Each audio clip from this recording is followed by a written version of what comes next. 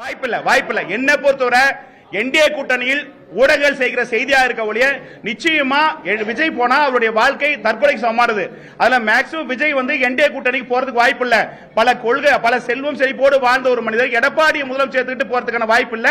அது அரசியல் கணக்கு தப்பு, அந்த பார்வை தப்பு.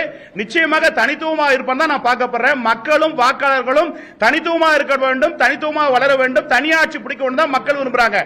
திமுக கூட்டணி அல்ல, அதிமுக சராசரி தலைவராக விஜய் வந்து விடுவார்.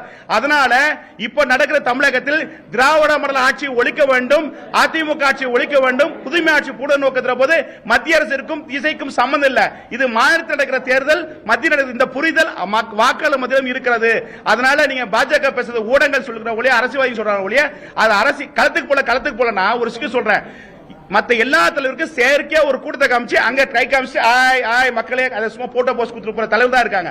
ஆனா விஜய்க்கு என்ன பிரச்சனை, இயற்கையா கூட்டம் ஓடிடுது. அதுதான் பெரிய சிக்கலே. இவர் சராசரியா எல்லா தொண்டர்களும் புரிஞ்சு கொண்டு மக்கள் புரிஞ்சு விட்டாங்கன்னா நிச்சயமா அவரும் போறாரு. அங்க என்னன்னா புலி வருது மாதிரி பயம்புத்தி வந்தெல்லாம் அவர் சூழ்நிலை இருக்கு. சில ப்ராப்ளம் என்னன்னா மத்த தலைவர்களுக்கு கூட்டம் இயற்கையா செயற்கையா கூட்டி தலைவன் காட்டுறாங்க. இங்க இயற்கையா வருது. இயற்கையா வருதா சார் பிரச்சனை. அது விஜய் போக முடியாத காரணம் அதுதான். அப்படி பாக்குற போது உங்க கேள்வியில தமிழகத்தில் திமுக ஆட்சி அகற்ற வேணும், அதிமுக ஆட்சி ஆற்ற வேணும், மாற்ற வேணும் சொன்னா விஜய் தான் மக்கள் பாக்குறாங்க. இந்த எலெக்ஷனை பொறுத்தவரை கிங் மேக்கர் விஜயா இருப்பான்னு எடுத்துக்கொள்ளலாம். மத்தியில பேசுறது உங்க அரசியலுக்காக அரசியல் தலைவர்கள் சொல்வது. இப்ப மத்திய அரசு தேர்தல் மாநிலத்தில் திரு ஸ்டாலினுடைய 5 ஆட்சி எப்படி இருக்கிறது, எடப்பாடி ஆட்சி எப்படி இருக்கிறது, ஸ்டாலின் அவர்கள் கலெக்ஷன் கரப்ஷன் கமிஷன் ஆட்சி சொன்னாரு.